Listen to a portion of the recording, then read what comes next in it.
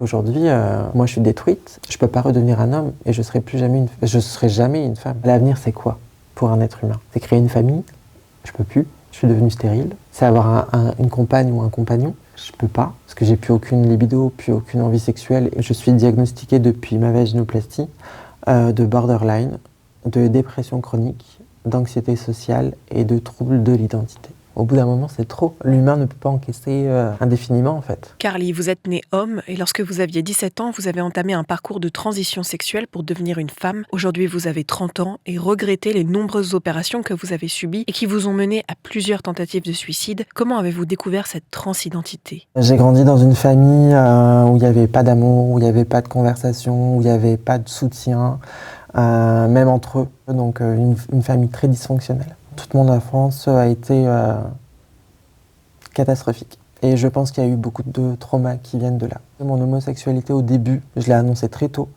Je l'ai annoncée vers mes 12-13 ans. Donc je le savais très tôt. Je le vivais mal. J'étais très gênée. J'avais honte. J'ai commencé à me poser des questions sur le genre quand j'ai su que ça existait, parce que moi j'ai grandi à la campagne, j'avais pas internet, on a eu l'internet très tardivement, les ordinateurs et tout très tardivement. C'était Kris Jenner, je crois, qui m'avait informé de ça via internet. Je me suis dit mais jamais j'aurais les moyens de faire ça, donc tant pis. Et par la suite j'ai appris que c'était possible et que c'était pris en charge en France. J'avais un petit copain. Et mon petit copain m'a dit que j'étais très féminin, que je parlais de moi au féminin souvent et que je lui avais dit une phrase qui l'avait marqué. Alors j'étais jeune et c'était mon tout premier copain. Et en gros, lors de notre premier rendez-vous, je lui avais dit moi du coup je suis la fille, bêtement. Et un jour il m'a dit viens on va regarder un reportage. J'ai vu un reportage et je pense que ça pourrait te parler. Et en fait c'est comme ça que ça a commencé. C'était une évidence pour moi. C'était comme une révélation en fait. Il y en avait quand même pas mal, même à l'époque. Donc j'ai regardé pas mal même des films, j'ai regardé des influenceuses, j'ai regardé des reportages et tout. Et en gros, dans les reportages, ils expliquaient comment faire en fait le processus. Et donc j'ai commencé à me renseigner sur YouTube et j'ai su qu'en gros il fallait aller au planning familial. Donc je suis allée au planning familial et c'est là-bas qu'ils m'ont dirigé vers un endocrinologue. C'est la personne qui s'occupe un peu des hormones, etc. quoi. Il m'explique comment ça se passe les débuts d'une transition. Il me pose quelques questions et il me dit qu'effectivement, d'après lui, je souffre de dysphorie de genre et de transidentité. Et il m'a dit que pour commencer le processus, à l'époque, il y avait 2 ans d'obligation de suivi de psychologue. Donc il me dit de prendre rendez-vous avec un médecin dans ma région. Quand j'en trouve un, malheureusement je suis tombée sur un psychologue qui n'y connaissait rien. C'était pas un médecin qui était formé, il y connaissait rien du tout. On parlait de la pluie et du beau temps et de ce que j'avais fait le week-end dernier. Donc il n'a pas essayé de creuser plus que ça, en surface en fait.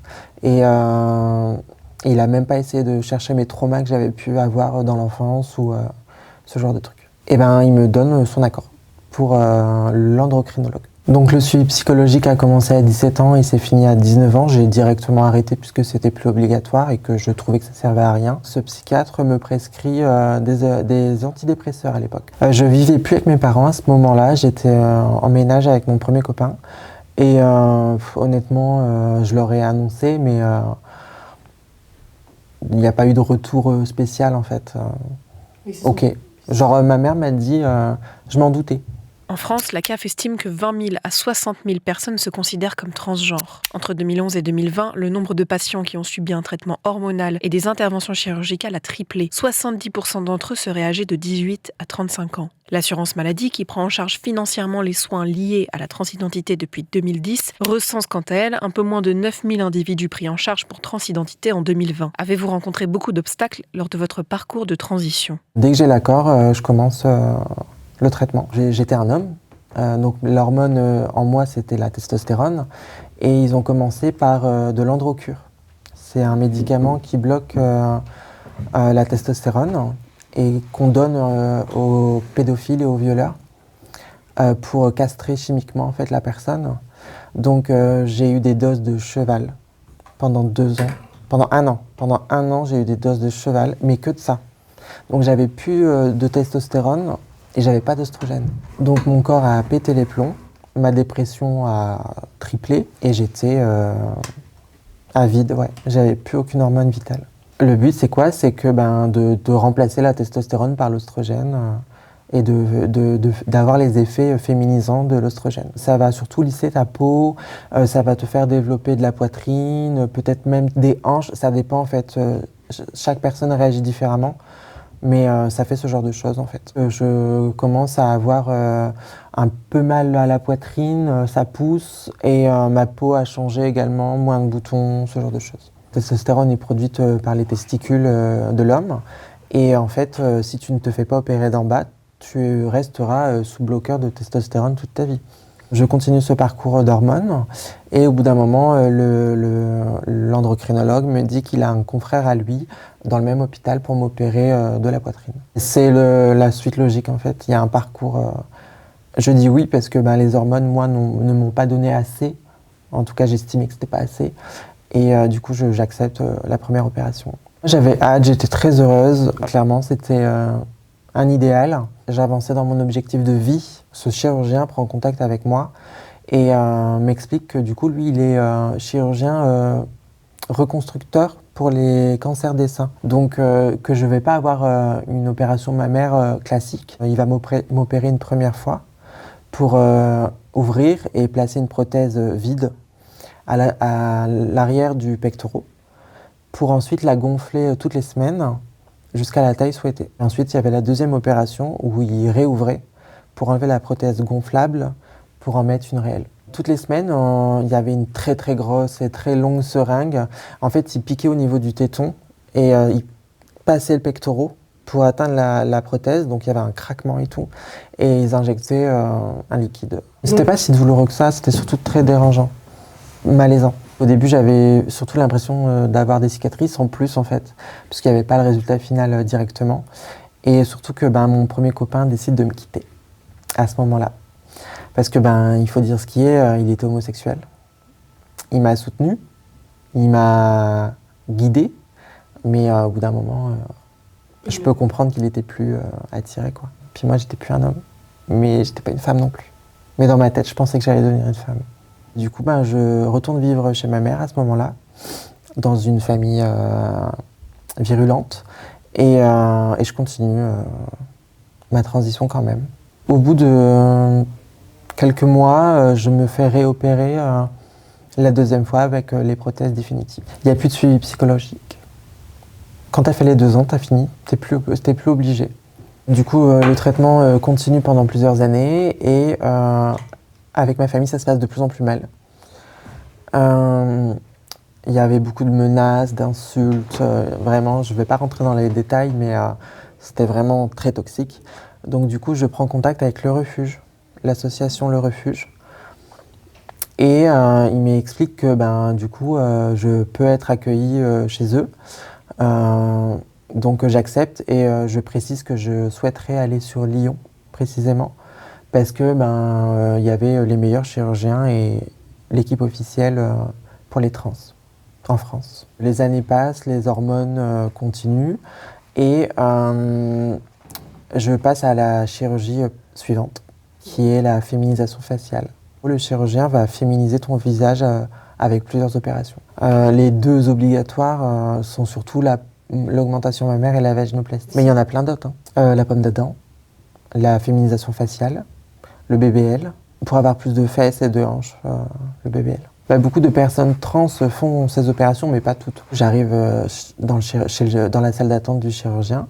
Je me rends compte que effectivement, c'est un chirurgien spécialisé chez les trans, parce que dans la file d'attente, il y avait vraiment beaucoup de femmes trans dans la salle d'attente, déformées par les chirurgies, certaines, pas toutes, mais certaines, vraiment des chirurgies à outrance en fait.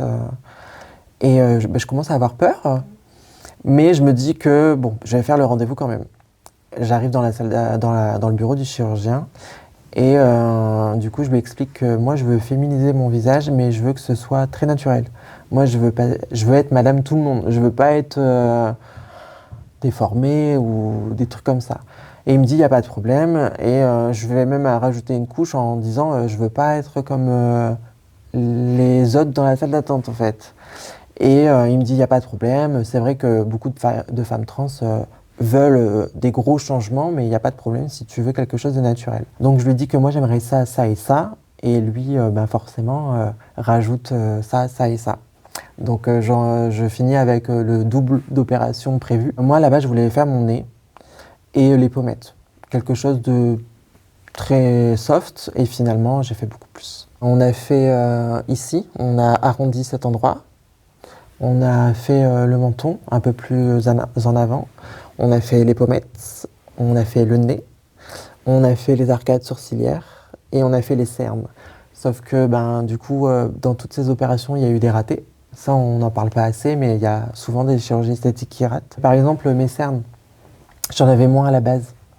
Et l'opération a augmenté mes cernes. Il y a eu également les arcades sourcilières et le lifting. D'ailleurs, j'ai oublié, il y avait un lifting aussi pour remonter ça. Et du coup, maintenant, j'ai une cicatrice de là qui passe dans mes cheveux et qui va là, d'où les tatouages. Et ça n'a servi à rien non plus parce que mon lifting est retombé au bout de quelques mois en fait. Donc tu vois ton visage qui change, mais par contre, il faut l'accepter. Parce que ton visage, c'est plus le même. Et ton visage, c'est ton identité. Franchement, pour une féminisation faciale, pour moi, il n'y a pas en dessous de 20 000 €. C'est au minimum 20 000 €, tout ce que j'ai fait. Ça coûte cher, l'hospitalisation, les nuits d'hôpital, etc. Tout est quasiment pris en charge. Et il m'a dit, ça, c'est pris en charge avec l'ALD, et ça, c'est à ta charge. À l'époque, ça m'arrange. Donc j'accepte, je ne vais pas dire non. Moi, en tout, j'avais payé 8 000 €. Le nez, les cernes et le BBL. Et d'ailleurs, il ne l'a pas déclaré, puisque j'ai dû lui payer en espèces. Et on ne peut pas payer 8 000 € d'un coup. C'est interdit. C'est interdit, surtout pour un chirurgien, de recevoir 8 000 € en espèces. La dernière étape est donc la vaginoplastie, soit le remplacement de votre organe génital masculin par un néo-vagin. Comment s'est passée l'opération ? Pour moi, c'était pas envisageable de ne pas la faire en fait, puisque je voulais devenir une femme.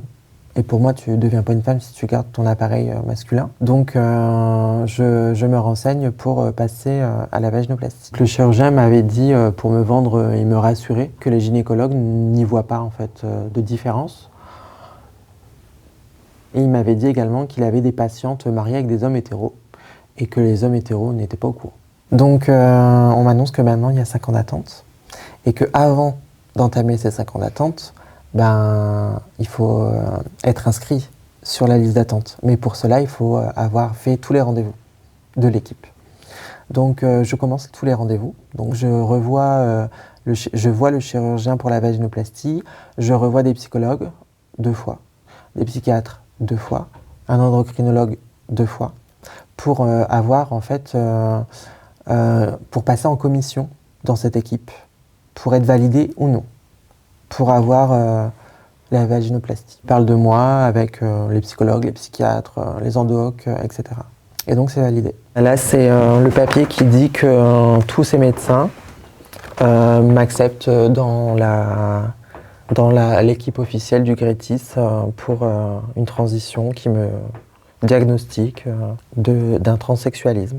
L'évolution psychiatrique a mis en évidence l'existence d'un transsexualisme ancien avec le ressenti depuis le plus jeune âge. C'est la plus grosse première équipe médicale en France qui s'appelle le Grétis. À l'époque, il y avait qu'elle. Maintenant, il y en a dans toutes les grandes villes de France. Ils font que ça. C'est une industrie. Moi, je peux le dire avec le recul. Du coup, on est en plein milieu Covid et je décide d'appeler la secrétaire du chirurgien pour savoir le délai d'attente qui me reste. Parce qu'on ne sait pas exactement quand est-ce qu'on va se faire opérer. Et elle me dit qu'il me reste encore 1 an et demi d'attente. Et elle me demande si je suis mobile et si je peux être rapidement disponible au cas où. Je dis que oui, j'habite dans la même ville du chirurgien. Donc elle me dit, vous pouvez venir cet après-midi ?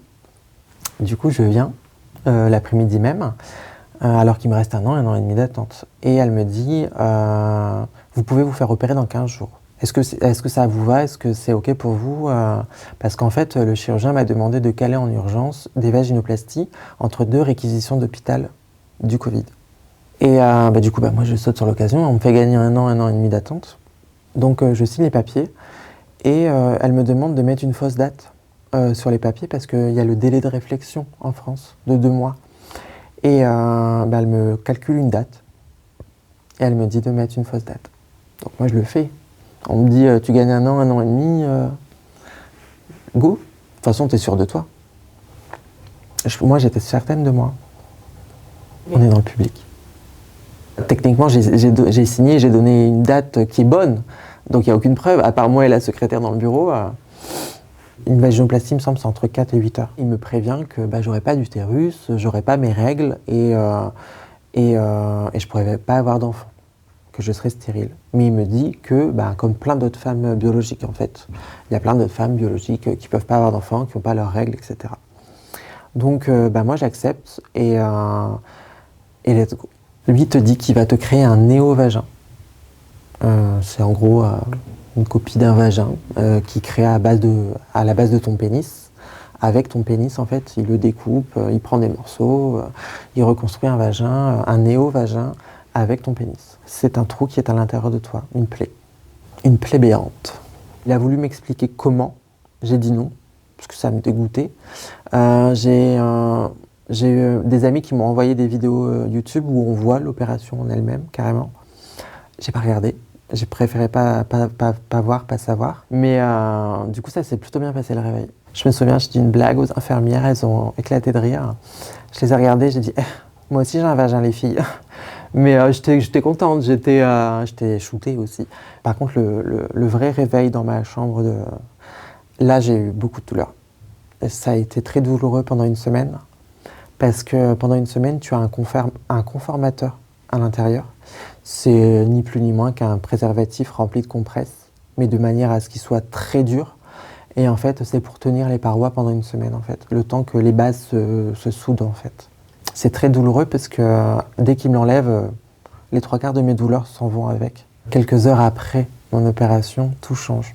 Je suis passée de très heureuse à je regrette, je pleure, je déprime et je me dis que si ça ne change pas, je me suicide quand je rentre chez moi. J'appelle les infirmières en pleurs pour leur dire que je regrette et que en fait, je fais une mini crise de panique. Hein. Et les infirmières me disent que ça va aller. Et il y en a une d'entre elles qui me dit une phrase qui sera marquée jusqu'au fond de ma vie. Elle me dit comme quoi que beaucoup de personnes trans disent qu'elles regrettent quand elles se réveillent l'opération.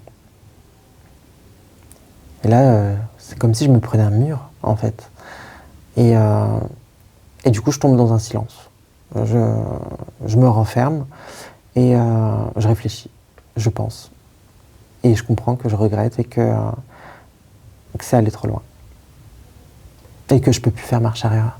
Après la vaginoplastie, je rentre chez moi et il me dit on se revoit dans 1 mois.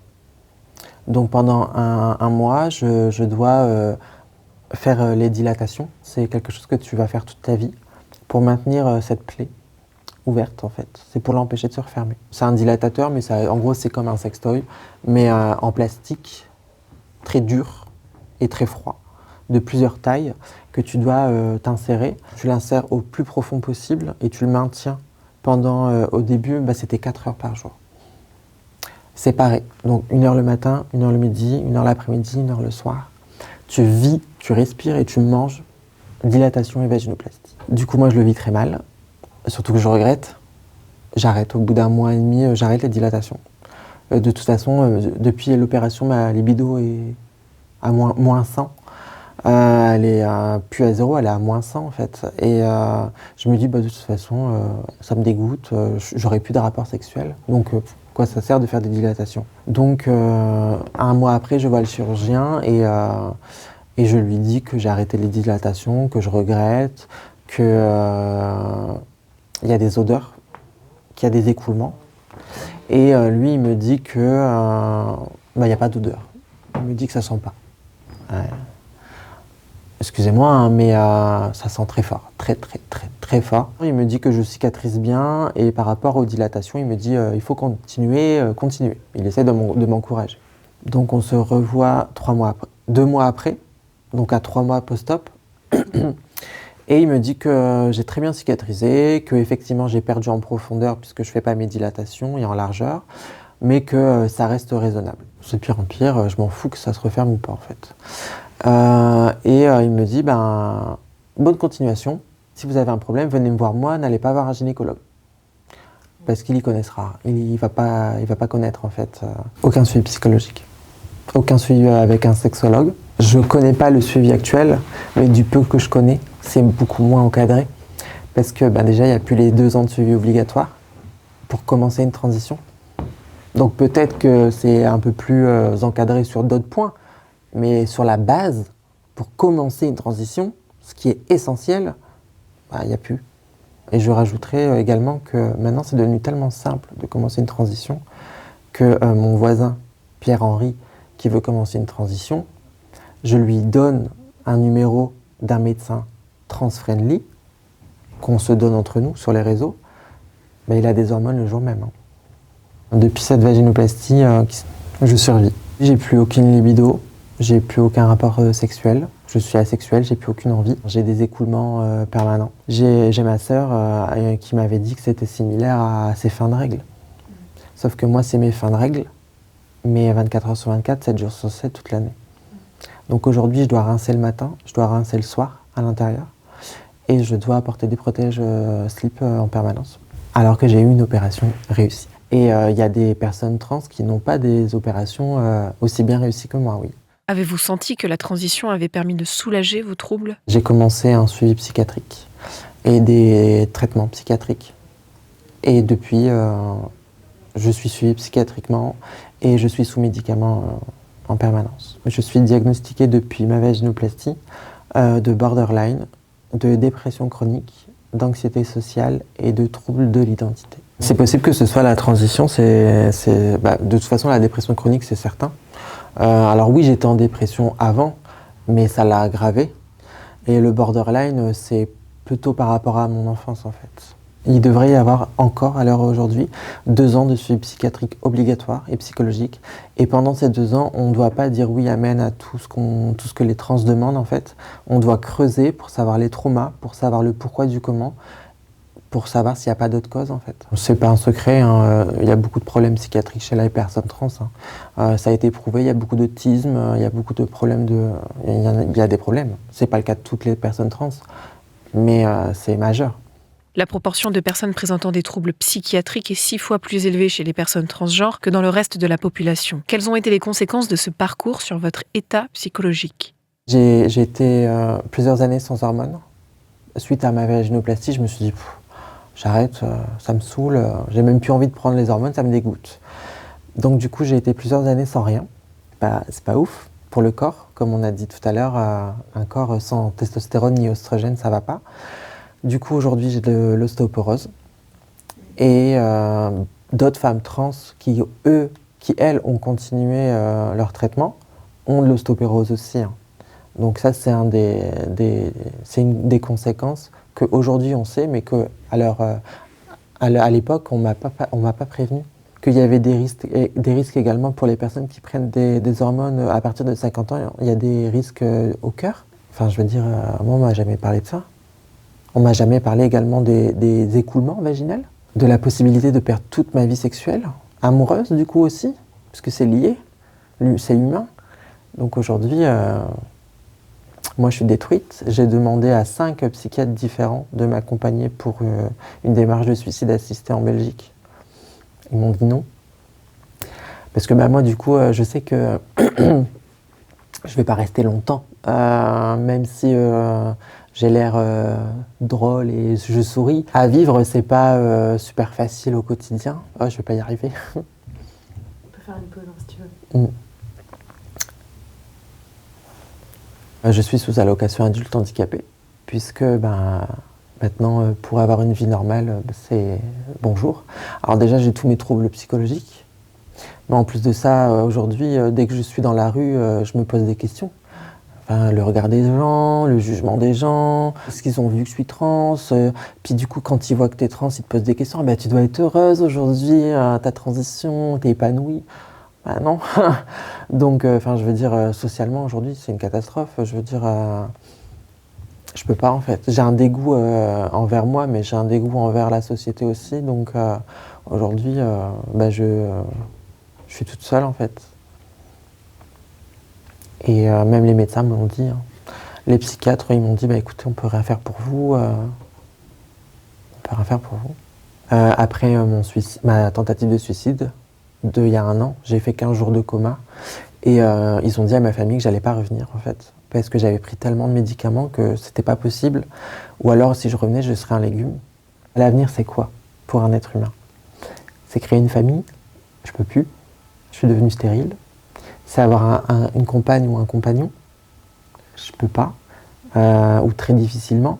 Parce que j'ai plus aucune libido, plus aucune envie sexuelle. Et le sexe, c'est humain. Et puis même si ça revient, vous voulez que je fasse quoi? Je me vois pas être heureuse, entre guillemets. C'est difficile en tout cas. Je peux pas redevenir un homme et je serai jamais une femme. Donc quand t'as même plus tes propres bases, identitairement t'es détruite. Un homme avec des cicatrices de tout, partout, parce que du coup j'aurais des balafres. Moi j'ai des balafres en bas, j'ai des balafres sur le torse, sur le visage, et mon cerveau a des balafres absolument partout. C'est trop, au bout d'un moment c'est trop. L'humain ne peut pas encaisser indéfiniment en fait. C'est pour ça que le taux de suicide des personnes trans ne fait que d'augmenter. On dit que les détransitions ce serait 1%. J'y crois pas du tout. Les personnes qui se suicident, on leur demande pas pourquoi ils sont partis en fait. Moi, on m'a pas demandé il y a 1 an quand j'ai frôlé la mort. Il n'y a pas de statistiques, enfin je veux dire. Et j'ai recommencé quelques mois après d'ailleurs. Une deuxième tentative de suicide avec 2 fois plus de médicaments et cette fois, j'ai rien eu. J'ai pas eu de coma, rien du tout.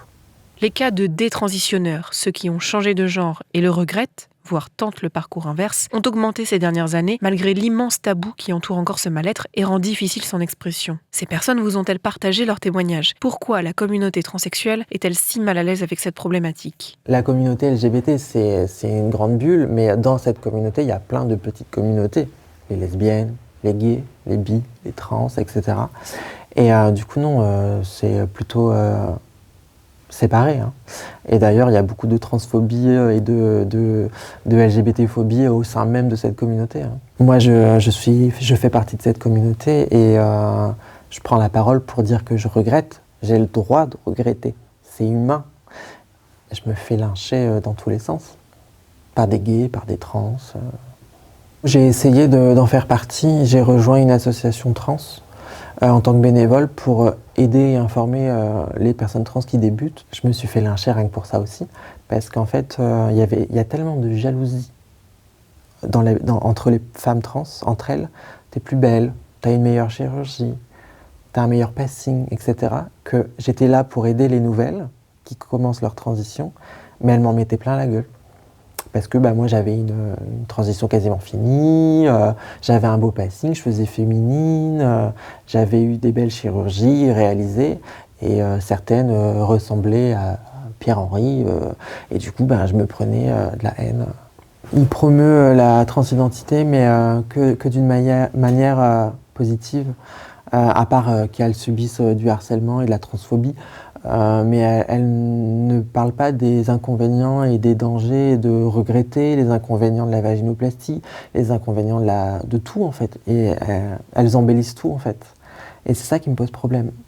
Encore il y a 2 jours, j'ai vu une femme trans en live sur TikTok en disant qu'elle avait un vrai vagin et que son vrai vagin avait les mêmes sensations qu'une vraie femme biologique. Non, pas du tout. Pas du tout. Les sensations sont quasiment similaires à ce que tu avais avant. C'est le même truc. Puis les gens qui pensent savoir le sujet mais qui n'y connaissent rien du tout, combien de fois on m'a dit « mais tu peux ravoir ton organe génital de base ». Même des trans qui disent ça. Vous vous rendez compte? Il y a des trans sur les réseaux sociaux qui te disent après une vaginoplastie, si t'as pas, tu peux reprendre ton truc d'avant. Mais ils se rendent compte de l'influence de leurs propos. Il y a des gens qui peuvent être bêtes, il y a des gens qui peuvent avoir des problèmes psychiatriques, des problèmes de développement mental du cerveau, etc., qui vont avaler ces propos et qui vont minimiser leur transition. En mode, si ça ne plaît pas, finalement, je peux faire marche arrière. Mais non. Depuis que j'ai pris la parole, notamment sur TikTok et Instagram, j'ai fait une sorte de buzz sur les réseaux et la communauté trans n'est pas d'accord sur le fait que je partage mon expérience, mes regrets, puisque d'après elle, ça les discrédibilise et du coup je me prends beaucoup de harcèlement et de haine. J'ai quelques amis qui me soutiennent pour tenir. Et puis j'ai beaucoup d'abonnés sur les réseaux qui m'envoient beaucoup de soutien, beaucoup de courage. J'ai eu des personnes qui regrettent leur transition, j'ai eu des personnes qui regrettent leur chirurgie. Elles n'ont pas le courage et le dos pour encaisser la prise de parole en public. J'ai eu des menaces de mort. Les gens qui me suivent sur les réseaux, mes abonnés, mes modérateurs, sont eux aussi harcelés. On m'a déjà reconnu dans la rue. Et ben surtout qu'avec des cheveux bleus, c'est pas très discret. Donc maintenant, dès que je sors de chez moi, j'ai un bonnet ou une casquette. Je suis cloîtrée chez moi, hein. Je sors très peu, hein, à part pour faire les courses. Je suis transphobe, je suis complotiste, je suis d'extrême droite. Donc je m'en fous, moi je dis ma vérité, je dis ce que j'ai vécu, je dis mon histoire. Après, les gens, ils font ce qu'ils veulent avec ça. Avez-vous déjà pensé à porter plainte contre ces médecins ? J'y ai pensé. Beaucoup de gens qui me soutiennent sur les réseaux me le demandent en fait. Mais je sais pas, j'ose pas. Puis il y a une partie de moi, c'est ma faute, on est d'accord, c'est ma faute. Mais c'est pas entièrement ma faute. Mais je me dis qu'en France, les médecins sont trop protégés et que du coup, je sais pas si ça sert à quelque chose. Par contre, j'ai eu le chirurgien de ma vaginoplastie pour lui dire que je regrettais. Sa seule réponse a été si vous voulez, on peut en faire une deuxième. On peut en faire une deuxième pour l'améliorer, la rendre plus belle et plus fonctionnelle. Parce qu'il faut savoir que les vaginoplasties, en général, t'en fais pas qu'une. Pour avoir un aspect physique fini et joli, il en faut 2 ou 3, des vaginoplasties, pour que la vulve soit très belle. Mais il y a également de l'entretien. C'est interminable. En fait, tu deviens littéralement une pompe à fric. Tu deviens complètement dépendante du lobby pharmaceutique, mais également des chirurgiens. Parce que toute ta vie, tu vas devoir prendre leur traitement et toute ta vie, tu vas devoir refaire des chirurgies. C'est pareil pour la poitrine, tu dois les changer. Hein. Aujourd'hui, je ne peux pas redevenir un homme parce qu'en fait, le chirurgien m'a également proposé de faire une phalloplastie, ce que les femmes qui deviennent des hommes trans subissent. Mais c'est encore pire que la vaginoplastie, les résultats. C'est absolument pas similaire à un organe naturel. Donc moi je me suis dit je vais laisser mon corps en paix, au niveau des chirurgies il a déjà assez encaissé, donc du coup j'ai décidé d'accepter ma situation telle qu'elle est là, en tant que femme trans qui regrette. Aujourd'hui je témoigne parce que mon objectif c'est que les choses changent en fait, que les suivis psychologiques et psychiatriques soient rétablis pour empêcher certaines personnes de regretter, et comme ça si je peux aider ne serait-ce qu'une personne, moi j'ai tout gagné. Mon histoire peut aider plein de gens. Il n'y a personne qui prend la parole à ce sujet. Elles sont beaucoup muettes, en fait, ces personnes. Elles peuvent pas ou elles veulent pas prendre le risque de parler, en fait. C'est ce qui m'anime, mais j'ai l'impression que ça va durer que quelques temps et qu'on essaie déjà de me faire taire, en fait. J'aimerais bien faire des conférences pour que les psychologues, mais jamais, même mes psychologues et mes psychiatres, jamais ils m'ont dit c'est intéressant, viens expliquer à nos confrères, comme ça on se forme. Rien. Ça intéresse pas. Comment vous définissez-vous aujourd'hui ? Honnêtement, même moi, je sais pas, en fait. Parce que je suis plus l'un, je suis pas l'autre non plus. Je pourrais jamais être une femme. Et je peux plus vraiment être un homme. En tout cas, j'ai plus tout ce qui fait d'un homme un homme. Donc, honnêtement, aujourd'hui, je sais pas.